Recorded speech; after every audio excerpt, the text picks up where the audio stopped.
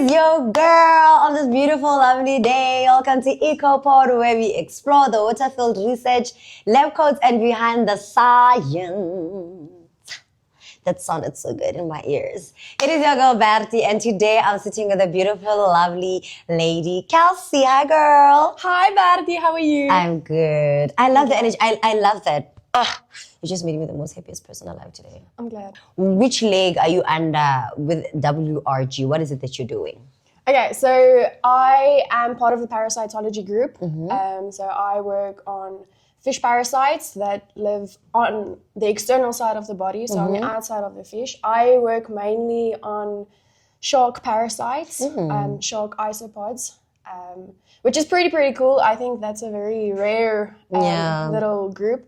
So out of everyone, I think we are like 3 that work on the isopods of the sharks, and mine is pretty cool. They come from Borneo, which is there between Malaysia and Indonesia. So it's not that I went there. I got the samples, so they were sampled, but I think it's still pretty cool to look at that side. So I work on the isopods of sharks on the parasitology side of the WRG. That is so cool. Like, do those parasites kill the sharks?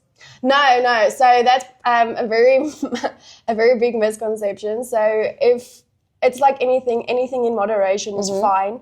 So they've learned to go evolutionize with the fish and everything. So a few of them is not that bad, but too many of a good thing is a bad thing. Right, so too many of them, and then they can cause damage. Not kill, but like cause big damage. Okay, so I think my project has given me a lot more perspective on sharks and the situation, because especially looking at the area where it's from, I had to look a lot at the shark diversity and everything, and it's given me a lot of perspective of sharks and what's actually happening to them and the situation. So I think that's a cool part of the project that I don't think was intended, but was pretty nice. So please go deeper into your project. Okay, so I do taxonomy, which is basically placing a specimen within the big picture. So if you had to say, okay, you are Bertie, you fit in here, here, and here. That's what I'm doing with the parasites. I take the parasites and I look at it, and then I try and define the class and family that it is from. And then from there you go a bit deeper and you okay, now we're in this class. I have to look at what genus is it from, and then go deeper from there. And then you kind of do a lot of intricate microscopy work and dissections, which mean you cut off small pieces of the isopod, and then you look at it and look at the detail of it, and then you can say whether it's known species or whether it's an unknown species, which in my case is pretty cool. They are unknown species, so I get to name them and describe them for the first time, which is pretty cool. So from hearing you describe your project, it's giving me masters. Are you doing masters? Yeah, so I'm doing my masters, which is almost finished. We're almost done, so that's a good thing. But masters is the other one that I'm busy with. And now that you are finishing up, quick, what are your plans with your degree? So I definitely want to try and see if I can get into conservation and rehab of wildlife, especially the marine side. So I have the dream of working outside at the coast side, either starting, at a cool island or somewhere, or Australia or somewhere cool, and doing conservation work, which is, I just want to help animals. I like the research part of it, which is very fun, but I want to do more of a practical side. So what opportunities have you received in your time here, but that are outside of the university? Okay, that's a cool question, because I was part of Prof. Bouwman's class in honors, and he has cool connections and communications from like other opportunities outside, and in my master's year last year, my first year master's, I got to join the SA Agulhas II, which is South Africa's icebreaker, that normally gets used for research going to Antarctica and doing some research studies that side. So they have a small course called semester, which is pretty cool. So it's semester, South Africa's floating school or something like that. And that is when people that are in science and specifically marine science get to join the SA Agulhas for 2 weeks doing full-on field research on the ship, which was really interesting to find out, because during our studies here, we do a lot of field work and lab work and that, but we don't really get the opportunity to learn stuff like that for when you do boat research or you go out to the ocean to go do a multiple day research thing on a vessel. So I got to be part of semester last year, which was cool. It really did teach me quite a bit of extra like skills and things that I don't think you would ever learn if you weren't part of that. And you meet a lot of different people doing a lot of different things, which was really cool. And you get to speak to people which are at the top of their field in situations that you would never get the opportunity to do.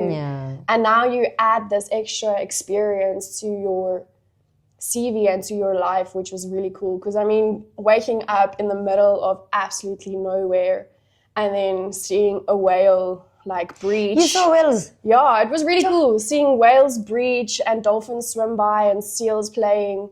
I think it's an experience that I don't think I could ever explain to someone. Yeah.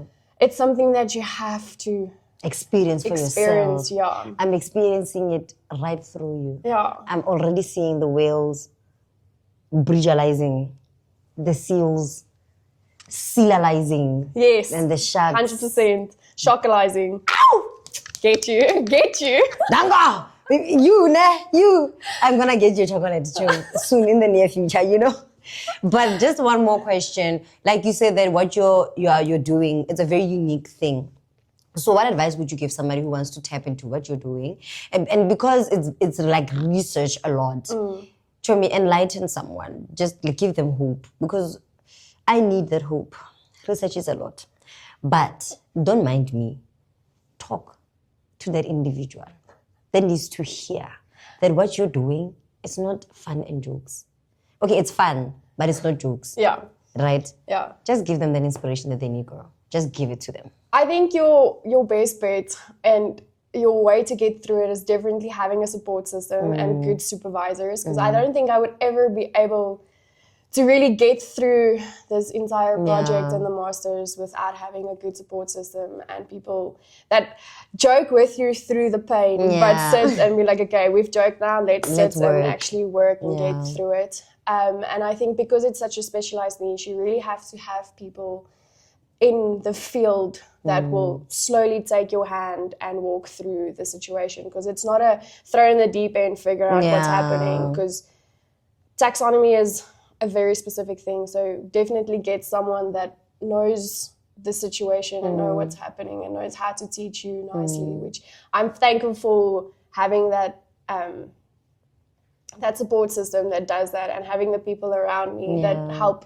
with the studies and the getting the energy to do this, because sometimes you really just don't feel like doing anything. It becomes a lot, hey? Especially in research, it becomes a lot to sit and read through articles and work through it and do the effort to try and figure out what's happening. But if you have that support system that's like, okay, let's joke about the pain and the misery at the moment, but okay, we've done that, let's breathe, let's sit together and get through it.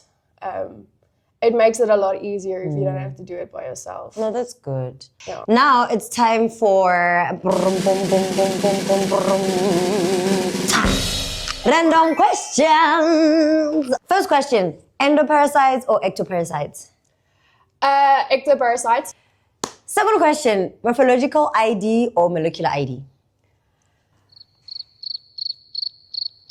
You're placing me in a situation where I have to choose between my entire project, which I'm doing taxonomy, And unfortunately, it's doing DNA.